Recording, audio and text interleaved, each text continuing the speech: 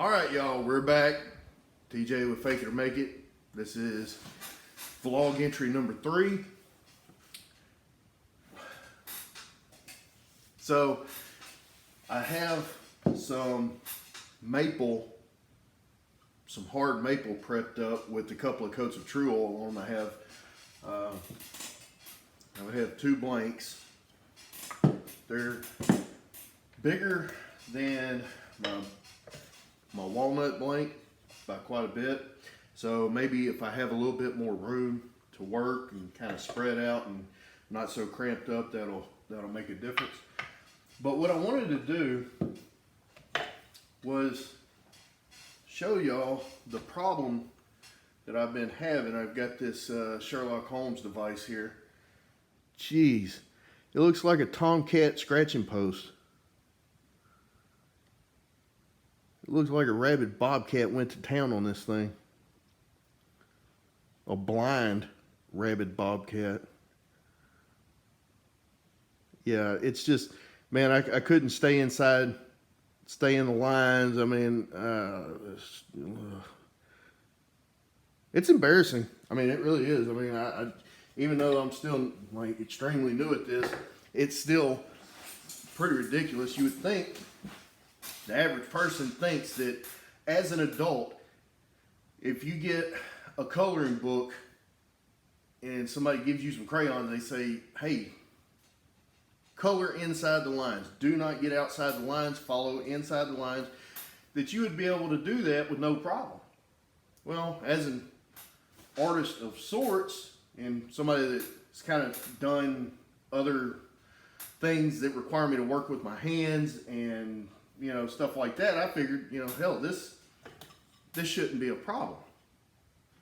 Because I mean, I can freehand draw and freehand paint, I can sculpt and whittle and carve. This is a booger. I'm telling you. I really thought that it was going to be a lot more simple, and then whenever you see guys that are really good with the checkering tools, they're just going at it, like it's nothing. I can't even make a couple of simple lines on something this small.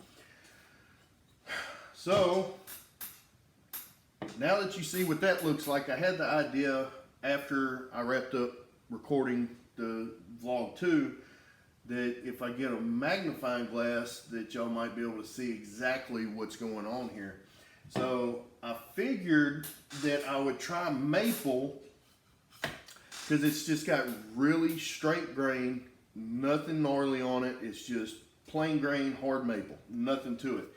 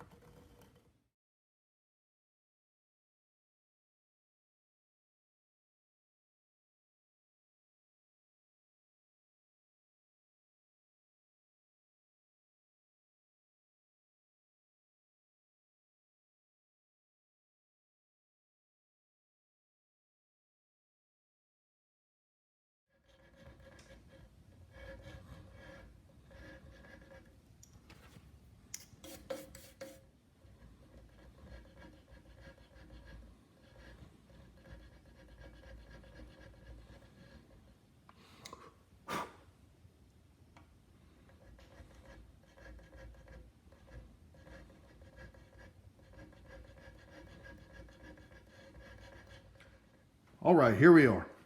We have the master lines scribed in or scratched in with this sharp awl. My knife idea, I think I'm gonna just scrap that. I mean, I thought it was a good idea, but doing stuff like this, if you've never done it before, you don't know what you don't know. But anyway, I started from this master line here and started working this way, each row getting shorter, and then I'll flip it around and come from the other way. But on this hard maple, this stuff really cuts a lot easier than this walnut. And I don't know if it's because it's a plain grain, but I've only got one, let's see, I've only got one slight mishap right here. And I think that will be able to be removed whenever I start cutting them deep, cutting the lines deeper. But this stuff here cuts way better than this did, than the walnut. It's just way easier to control, and I guess the plain grain of this hard maple just makes it really a pleasure to cut. I mean, it's just, I'm taking my time learning to get control of the tool itself, and just really trying to keep in mind to go slow and control the tool, using my other hand as a brake as I go up and down. But also, not being stooped over actually helps with my accuracy and keeping my arm in a line from my shoulder, coming straight up and down and following, instead of being, you know, stooped over and trying to look at it. I'm standing straight up. But so far so good. This is going a lot better than this piece of walnut that I've got 4 or 5 different tries on, back, front, and back. You can see here, it just, I don't know, it's maybe just couldn't get it to act right for me. If y'all have any ideas as to why I was having so much trouble with this walnut, please leave it down in the comment section. If you have any ideas or suggestions as to why I was having so much trouble doing this, but the maple is so much easier. All right, let's get back to it.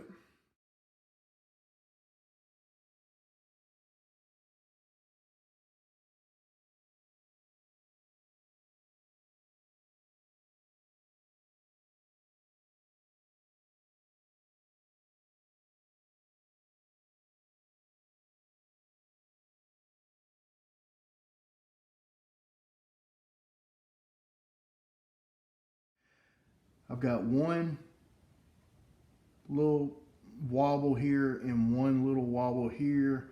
I've got one right here where the grain kind of took my awl, but I got a couple down here. But for the most part, they look really clean. They look pretty good.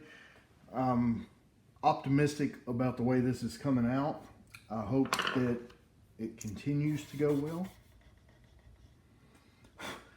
But I can definitely tell that if you do this too long without taking a break, if you don't have any kind of optimizers or like a magnifying lamp, that you will go completely cross-eyed in short time.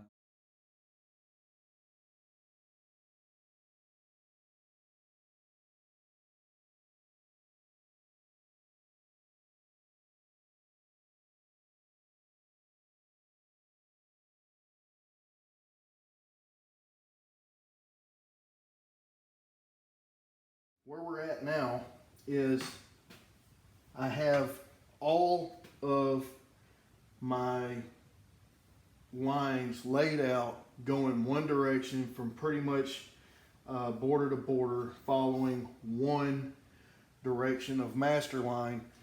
Next, I'm going to start cutting the opposite way to cut the diamonds in, start laying out the actual diamonds. It took me a lot longer than I thought it would, but standing and using an up and down motion and being face to face with my work has made a huge difference.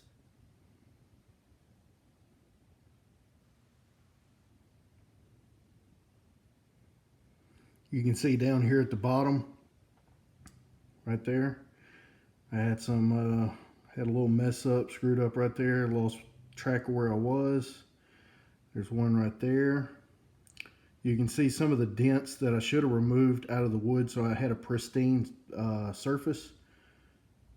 But overall, aside from the slight mess ups and running out of my tracks, like right there, overall it is way better. Let's see if we can focus. It is way better than it was on the walnut. All right, so we're back in the shop the next morning. I didn't get to finish my lines going this way, so all I have is lines going one direction across the diamond. So now I'm going to start cutting the other master line going the other direction and try and cut all those all the way across.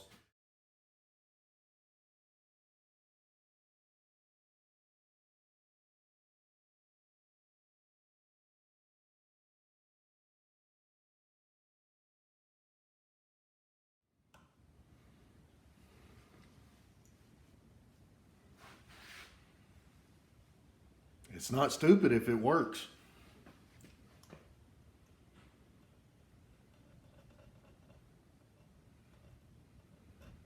All right, so we got all of the lines laid out with the 2-line spacer. I really made sure to take my time. I still made mistakes. Don't know if some of these mistakes will show through on the finished product, but I have all of my layout lines all the way out, just all the way up to the border. I didn't actually go to the border. They just go up to my border lines that I drew in with the pencil. I'm gonna bring you in close here to take a look at it, and I'll probably put the magnifying glass up there so you can really see the mistakes and see where I really had some issues. So let's come in close and take a look at it. All right, so here's a close-up, and we'll put the magnifying glass so we can get really close in there. But we have some areas where I jumped out and wasn't paying attention closely enough, and so I have these mistakes and these rough spots, you know, areas where I wasn't tracking in the correct lines, or it ran out of its line and started following some grain. And I think what I figured out as to why, and it's so much of a surprise whenever it happens, is say I'm cutting right here, and I'm all the way up to the top of it. Well, I'm looking at the very top of the cutter. I'm looking at the direction that I'm going. Say right, let's see, right there. I'm looking up here, looking where I'm going, up here. Well, whenever I pull the tool away, I will have made this mistake.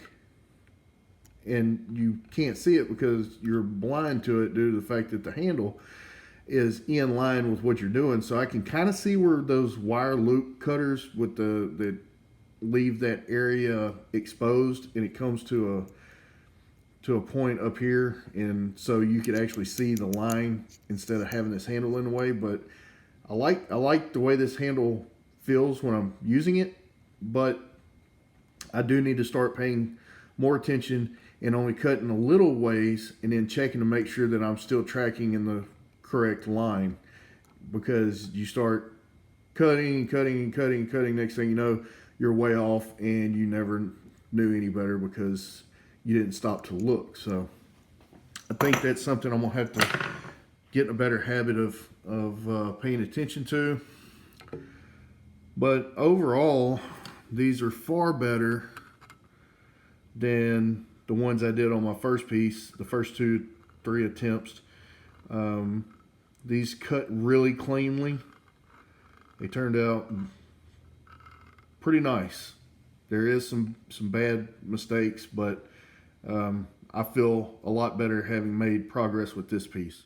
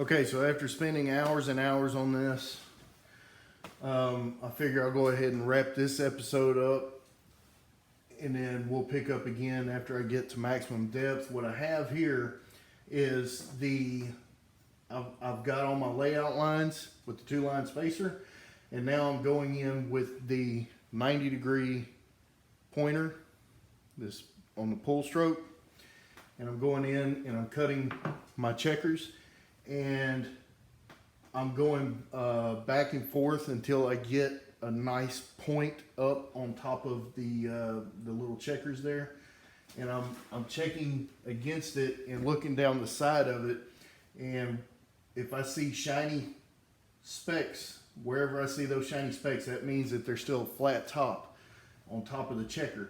So it's going to take some practice to know whenever I'm at, full depth, and I've got enough cut to where I have that nice pyramid point on top.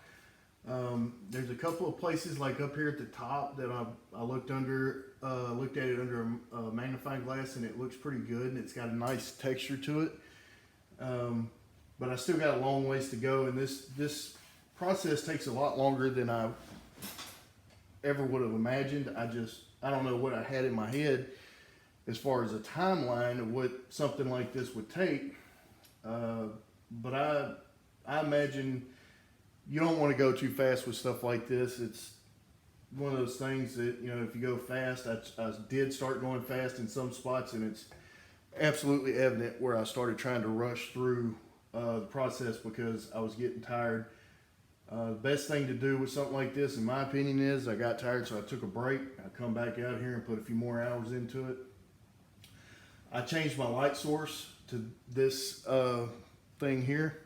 Only problem is it's pretty freaking hot, so it's making me break out in sweat and giving me a sunburn, so I'm going to have to figure something else out for a light source.